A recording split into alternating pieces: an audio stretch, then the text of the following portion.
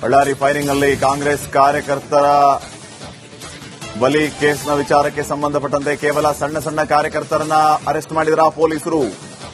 ಕಾರ್ಯಕರ್ತರನ್ನ ಬಂಧಿಸಿ ದೊಡ್ಡವರನ್ನ ಹಾಗೆ ಬಿಟ್ರ. ಘರ್ಷಣೆ ವೇಳೆ ದೊಡ್ಡ ದೊಡ್ಡ ಕಾರ್ಯಕರ್ತರು ಇದ್ದ ಮಾಹಿತಿ ಇತ್ತು. ದೊಡ್ಡವರನ್ನ ಅರೆಸ್ಟ್ ಮಾಡದೆ ಸಣ್ಣ ಕಾರ್ಯಕರ್ತರನ್ನ ಅರೆಸ್ಟ್ ಮಾಡಿದ್ದೇಕೆ ಅಂದ್ರೆ ಸಾಮಾನ್ಯ ಕಾರ್ಯಕರ್ತರನ್ನ ಅರೆಸ್ಟ್ ಮಾಡಿದ್ದಾರೆ. ದೊಡ್ಡ ದೊಡ್ಡ ಲೀಡರ್ಸ್ ಅಲ್ಲಿದ್ರು, ಅವರು ಕುತ್ಕೊಂಡು ಈ ಕೆಲಸ ಮಾಡಿಸ್ತಾ ಇದ್ರು. ಅಂತವರನ್ನ ಯಾಕೆ ಬಿಟ್ರಿ? ಅವರನ್ನು ಅರೆಸ್ಟ್ ಮಾಡಬೇಕಾಗಿತ್ತಲ್ವಾ? ಕಾರ್ಯಕರ್ತರನ್ನ ಬಂಧಿಸಿದ್ರಿ ರಾಜಾರೋಷವಾಗಿ. 11 ಇನ್ನೂ 20 ಜನರನ್ನ ಬಂಧಿಸಿ ನೀವು. ಆದರೆ ಘಟನೆಗೆ ಕಾರಣೀಕರ್ತ ಆದವರನ್ನ ಯಾಕೆ ಬಿಡ್ತಾ ಇದ್ದೀರಿ? ಅವರನ್ನು ಅರೆಸ್ಟ್ ಮಾಡಬೇಕಾಗಿತ್ತು. ಅವತ್ತು ಯಾರಲ್ಲಿ ಚೇರ್ ಮೇಲೆ ಕೂತ್ಕೊಂಡು ಬ್ಯಾನರ್ ಕಟ್ಟಿಸಿದವರು, ಯಾರು ಈ ರೀತಿಯ ಗಲಾಟೆಗೆ ಕಾರಣ ಆಗಿದ್ರು, ಯಾರೇ ಆಗಿರಲಿ, ಸತೀಶ್ ರೆಡ್ಡಿನೋ, ಭರತ್ ರೆಡ್ಡಿನೋ, ಜನಾರ್ದನ್ ರೆಡ್ಡಿನೋ, ರಾಮುಲುನೋ, ಯಾರು ಕಾರಣೀಕರ್ತರಾಗಿದ್ದಾರೆ ಅವರನ್ನು ಕೂಡ ಅರೆಸ್ಟ್ ಮಾಡಬೇಕು. ಕಾರ್ಯಕರ್ತರನ್ನ ಅರೆಸ್ಟ್ ಮಾಡಿದ್ರು, ಎಸ್ಪಿನ ಅಮಾನತು ಮಾಡಿದ್ರು. ಇದು ಯಾವ ಲೆಕ್ಕ? ಇದು ಯಾರಿಂದ ಗಲಾಟೆ ನಡೀತು? ಯಾವ ಕಾರಣಕ್ಕಾಗಿ ನಡೀತು? ಅವನು ಯಾವನೋ ಗನ್ಮ್ಯಾನ್ ಬಂದು ಶೂಟ್ ಮಾಡ್ದ ಅಂತಂದ್ರೆ ಅವನಿಗೆ ಯಾರ ಬಲ ಹಿಂದೆ? ಯಾರು ಹೇಳಿದ್ರು ಆತನಿಗೆ ಫೈರ್ ಮಾಡೋದಕ್ಕೆ? ಅವರೆಲ್ಲರೂ ಆಚೆ ಬರಬೇಕು. ಅಂತವ್ರನ್ನೆಲ್ಲ ಒದ್ದು ಒಳ ಹಾಕುವ ಕೆಲಸ ಆಗ್ಬೇಕು ಪೊಲೀಸರಿಂದ.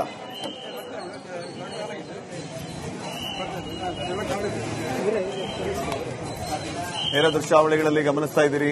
ಈಗ ಮೆಡಿಕಲ್ ಟೆಸ್ಟ್ ಮುಗಿದ ಹಿನ್ನೆಲೆ ಒಬ್ಬೊಬ್ಬರನ್ನೇ ಹತ್ತಿಸ್ತಿದ್ದಾರೆ ಗಾಡಿನ. ಇಲ್ಲಿಂದ ನೇರವಾಗಿ ನ್ಯಾಯಾಧೀಶರ ಮನೆ ಕರ್ಕೊಂಡು ಹೋಗ್ತಾರಂತೆ. ಅಲ್ಲಿ ನ್ಯಾಯಾಧೀಶರ ಮುಂದೆ ಇವರೆಲ್ಲರನ್ನ ಹಾಜರುಪಡಿಸಿ ವಿಚಾರಣೆಗೆ ಪೊಲೀಸರು ಕಸ್ಟಡಿಗೆ ತಗೋತಾರೆ. ಕಸ್ಟಡಿ ಕೊಡಿ ಅಂತ ಮನವಿಯನ್ನ ಮಾಡ್ಕೋತಾರೆ. ಆ ಪ್ರಕಾರವಾಗಿ ಪೊಲೀಸರಿಗೆ ಕಸ್ಟಡಿ ಕೊಡ್ತಾರೆ ಇವರೆಲ್ಲರನ್ನು ವಿಚಾರಣೆಗೆ ಒಳಪಡಿಸೋದಕ್ಕೆ. ಇದಾದ ನಂತರ ಮುಂದೆ ಏನಾಗುತ್ತೆ ಅನ್ನೋದನ್ನ ನೋಡಬೇಕಾಗುತ್ತೆ. ಬಳ್ಳಾರಿ ಒಂದು ರೀತಿ ಬೂದಿ ಮುಚ್ಚಿದ ಕೆಂಡದಂತ ಪರಿಸ್ಥಿತಿ ಅಂತೂ ಇದೆ.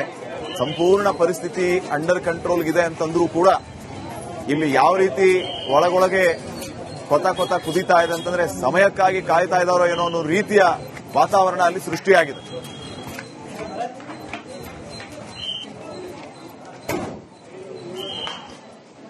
ಸುರೇಶ್, ಈಗಾಗಲೇ ಈ ವಿಚಾರವಾಗಿ ನಾವು ಮಾತಾಡ್ತಾ ಇದ್ವಿ. ಕಾರ್ಯಕರ್ತರನ್ನ ಅರೆಸ್ಟ್ ಮಾಡುವಂತ ಕೆಲಸ ಆಯಿತು ಪೊಲೀಸರಿಂದ. ಗೃಹ ಇಲಾಖೆಯ ಈ ನಡೆ ಭಾರಿ ಆಕ್ರೋಶಕ್ಕೆ ಕಾರಣ ಆಗ್ತಾ ಇದೆ.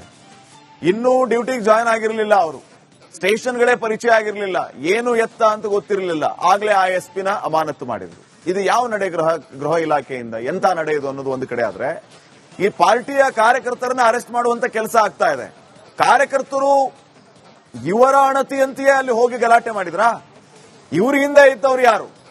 ಅಲ್ಲಿ ಅವತ್ತು ಕುರ್ಚಿ ಮೇಲೆ ಕೂರಿಸಿ ಬ್ಯಾನರ್ ಕಟ್ಟಿಸಿದವ್ರು ಯಾರು? ಯಾರ ಮಾತನ್ನ ಕೇಳಿ ಆ ಗುರುಚರಣ್ ಫೈರ್ ಮಾಡ್ದ ಅಂತವ್ರೆಲ್ಲರನ್ನೂ ಒದ್ದು ಒಳಗೆ ಹಾಕುವಂತ ಕೆಲಸ ಆಗ್ಬೇಕು. ಅಂದಾಗ ಹೌದಪ್ಪ ನಮ್ಮ ಬಳ್ಳಾರಿ ಪೊಲೀಸ್ ಅಂತೀವಿ ನಾವು. ಸುಮ್ಮನೆ ಯಾರನ್ನ ಸಮಾಧಾನ ಮಾಡೋಕೆ ಇದನ್ನ ಮಾಡ್ತಾ ಇದ್ದಾರೆ ಇವರು?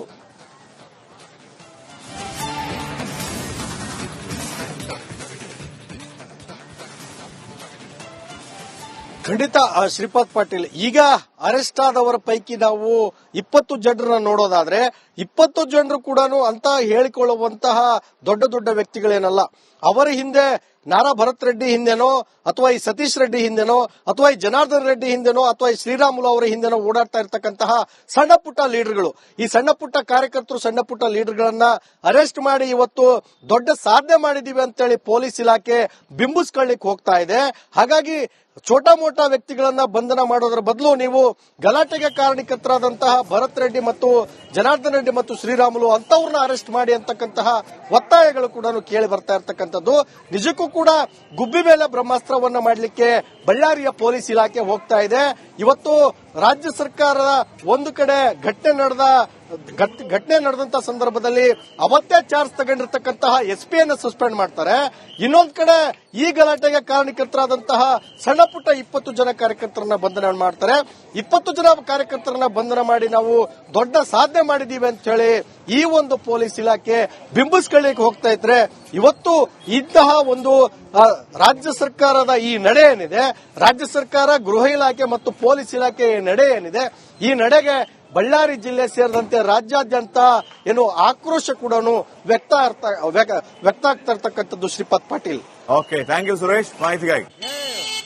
ಅವರೇನು ಬೇರೆಲ್ಲ. ಬಳ್ಳಾರಿ ಫೈರಿಂಗ್ ನಲ್ಲಿ ಕಾಂಗ್ರೆಸ್ ಕಾರ್ಯಕರ್ತರ ಬಲಿ ಕೇಸ್ನ ವಿಚಾರಕ್ಕೆ ಸಂಬಂಧಪಟ್ಟಂತೆ ಕೇವಲ ಸಣ್ಣ ಸಣ್ಣ ಕಾರ್ಯಕರ್ತರನ್ನ ಅರೆಸ್ಟ್ ಮಾಡಿದ್ರ ಪೊಲೀಸರು. ಕಾರ್ಯಕರ್ತರನ್ನ ಬಂಧಿಸಿ ದೊಡ್ಡವರನ್ನ ಹಾಗೆ ಬಿಟ್ರ. ಘರ್ಷಣೆ ವೇಳೆ ದೊಡ್ಡ ದೊಡ್ಡ ಕಾರ್ಯಕರ್ತರು ಇದ್ದ ಮಾಹಿತಿ ಇತ್ತು. ದೊಡ್ಡವರನ್ನ ಅರೆಸ್ಟ್ ಮಾಡದೆ ಸಣ್ಣ ಕಾರ್ಯಕರ್ತರನ್ನ ಅರೆಸ್ಟ್ ಮಾಡಿದ್ದೇಕೆ ಅಂದ್ರೆ ಸಾಮಾನ್ಯ ಕಾರ್ಯಕರ್ತರನ್ನ ಅರೆಸ್ಟ್ ಮಾಡಿದ್ದಾರೆ. ದೊಡ್ಡ ದೊಡ್ಡ ಲೀಡರ್ಸ್ ಅಲ್ಲಿದ್ರು, ಅವರು ಕುತ್ಕೊಂಡು ಈ ಕೆಲಸ ಮಾಡಿಸ್ತಾ ಇದ್ರು. ಅಂತವರನ್ನ ಯಾಕೆ ಬಿಟ್ರಿ? ಅವರನ್ನು ಅರೆಸ್ಟ್ ಮಾಡಬೇಕಾಗಿತ್ತಲ್ವಾ? ಕಾರ್ಯಕರ್ತರನ್ನ ಬಂಧಿಸಿದ್ರಿ ರಾಜಾರೋಷವಾಗಿ. 11 ಇನ್ನೂ 20 ಜನರನ್ನ ಬಂಧಿಸಿ ನೀವು. ಆದರೆ ಘಟನೆಗೆ ಕಾರಣೀಕರ್ತ ಆದವರನ್ನ ಯಾಕೆ ಬಿಡ್ತಾ ಇದ್ದೀರಿ? ಅವರನ್ನು ಅರೆಸ್ಟ್ ಮಾಡಬೇಕಾಗಿತ್ತು. ಅವತ್ತು ಯಾರಲ್ಲಿ ಚೇರ್ ಮೇಲೆ ಕೂತ್ಕೊಂಡು ಬ್ಯಾನರ್ ಕಟ್ಟಿಸಿದವರು, ಯಾರು ಈ ರೀತಿಯ ಗಲಾಟೆಗೆ ಕಾರಣ ಆಗಿದ್ರು, ಯಾರೇ ಆಗಿರಲಿ, ಸತೀಶ್ ರೆಡ್ಡಿನೋ, ಭರತ್ ರೆಡ್ಡಿನೋ, ಜನಾರ್ದನ್ ರೆಡ್ಡಿನೋ, ರಾಮ್ಲುನೋ, ಯಾರು ಕಾರಣೀಕರ್ತರಾಗಿದ್ದಾರೆ ಅವರನ್ನು ಕೂಡ ಅರೆಸ್ಟ್ ಮಾಡಬೇಕು.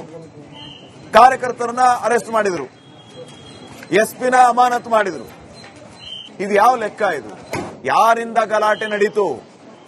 ಯಾವ ಕಾರಣಕ್ಕಾಗಿ ನಡೀತು? ಅವನು ಯಾವನೋ ಗನ್ಮ್ಯಾನ್ ಬಂದು ಶೂಟ್ ಮಾಡ್ದ ಅಂತಂದ್ರೆ ಅವನಿಗೆ ಯಾರ ಬಲ ಹಿಂದೆ? ಯಾರು ಹೇಳಿದ್ರು ಆತನಿಗೆ ಫೈರ್ ಮಾಡೋದಕ್ಕೆ? ಅವರೆಲ್ಲರೂ ಆಚೆ ಬರಬೇಕು. ಅಂತವ್ರನ್ನೆಲ್ಲ ಒದ್ದು ಒಳ ಹಾಕುವ ಕೆಲಸ ಆಗ್ಬೇಕು ಪೊಲೀಸರಿಂದ.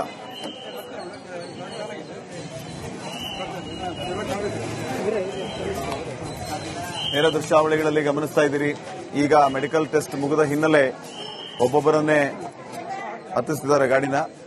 ಇಲ್ಲಿಂದ ನೇರವಾಗಿ ನ್ಯಾಯಾಧೀಶರ ಮನೆ ಕರ್ಕೊಂಡು ಹೋಗ್ತಾರಂತೆ. ಅಲ್ಲಿ ನ್ಯಾಯಾಧೀಶರ ಮುಂದೆ ಇವರೆಲ್ಲರನ್ನ ಹಾಜರುಪಡಿಸಿ ವಿಚಾರಣೆಗೆ ಪೊಲೀಸರು ಕಸ್ಟಡಿಗೆ ತಗೋತಾರೆ. ಕಸ್ಟಡಿ ಕೊಡಿ ಅಂತ ಮನವಿಯನ್ನ ಮಾಡ್ಕೋತಾರೆ. ಆ ಪ್ರಕಾರವಾಗಿ ಪೊಲೀಸರಿಗೆ ಕಸ್ಟಡಿ ಕೊಡ್ತಾರೆ ಇವರೆಲ್ಲರನ್ನು ವಿಚಾರಣೆಗೆ ಒಳಪಡಿಸೋದಕ್ಕೆ. ಇದಾದ ನಂತರ ಮುಂದೆ ಏನಾಗುತ್ತೆ ಅನ್ನೋದನ್ನ ನೋಡಬೇಕಾಗುತ್ತೆ. ಬಳ್ಳಾರಿ ಒಂದು ರೀತಿ ಬೂದಿ ಮುಚ್ಚಿದ ಕೆಂಡದಂತ ಪರಿಸ್ಥಿತಿ ಅಂತೂ ಇದೆ. ಸಂಪೂರ್ಣ ಪರಿಸ್ಥಿತಿ ಅಂಡರ್ ಕಂಟ್ರೋಲ್ ಇದೆ ಅಂತಂದ್ರೂ ಕೂಡ ಇಲ್ಲಿ ಯಾವ ರೀತಿ ಒಳಗೊಳಗೆ ಕೊತ ಕುದೀತಾ ಇದೆ ಅಂತಂದ್ರೆ ಸಮಯಕ್ಕಾಗಿ ಕಾಯ್ತಾ ಇದ್ದಾರೋ ಏನೋ ಅನ್ನೋ ರೀತಿಯ ವಾತಾವರಣ ಅಲ್ಲಿ ಸೃಷ್ಟಿಯಾಗಿದೆ.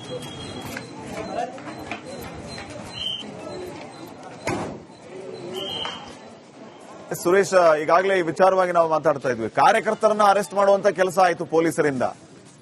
ಗೃಹ ಇಲಾಖೆಯ ಈ ನಡೆ ಭಾರಿ ಆಕ್ರೋಶಕ್ಕೆ ಕಾರಣ ಆಗ್ತಾ ಇದೆ. ಇನ್ನೂ ಡ್ಯೂಟಿಗೆ ಜಾಯಿನ್ ಆಗಿರಲಿಲ್ಲ ಅವರು, ಸ್ಟೇಷನ್ಗಳೇ ಪರಿಚಯ ಆಗಿರಲಿಲ್ಲ, ಏನು ಎತ್ತ ಅಂತ ಗೊತ್ತಿರಲಿಲ್ಲ. ಆಗ್ಲೇ ಆ ಎಸ್ಪಿನ ಅಮಾನತು ಮಾಡಿದ್ರು. ಇದು ಯಾವ ನಡೆ ಗೃಹ ಇಲಾಖೆಯಿಂದ? ಎಂತ ನಡೆ ಇದು ಅನ್ನೋದು ಒಂದು ಕಡೆ ಆದ್ರೆ, ಈ ಪಾರ್ಟಿಯ ಕಾರ್ಯಕರ್ತರನ್ನ ಅರೆಸ್ಟ್ ಮಾಡುವಂತ ಕೆಲಸ ಆಗ್ತಾ ಇದೆ.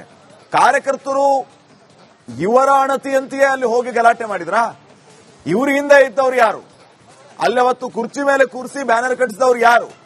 ಯಾರ ಮಾತನ್ನ ಕೇಳಿ ಆ ಗುರುಚರಣ್ ಫೈರ್ ಮಾಡ್ದ ಅಂತವ್ರೆಲ್ಲರನ್ನೂ ಒದ್ದು ಒಳಗೆ ಹಾಕುವಂತ ಕೆಲಸ ಆಗ್ಬೇಕು. ಅಂದಾಗ ಹೌದಪ್ಪ, ನಮ್ಮ ಬಳ್ಳಾರಿ ಪೊಲೀಸ್ ಅಂತೀವಿ ನಾವು. ಸುಮ್ಮನೆ ಯಾರನ್ನ ಸಮಾಧಾನ ಮಾಡೋಕೆ ಇದನ್ನ ಮಾಡ್ತಾ ಇದ್ದಾರೆ ಇವರು?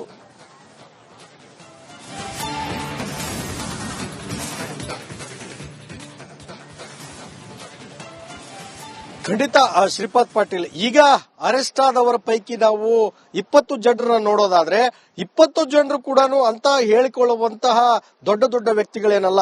ಅವರ ಹಿಂದೆ ನಾರಾ ಭರತ್ ರೆಡ್ಡಿ ಹಿಂದೆನೋ ಅಥವಾ ಈ ಸತೀಶ್ ರೆಡ್ಡಿ ಹಿಂದೆನೋ ಅಥವಾ ಈ ಜನಾರ್ದನ್ ರೆಡ್ಡಿ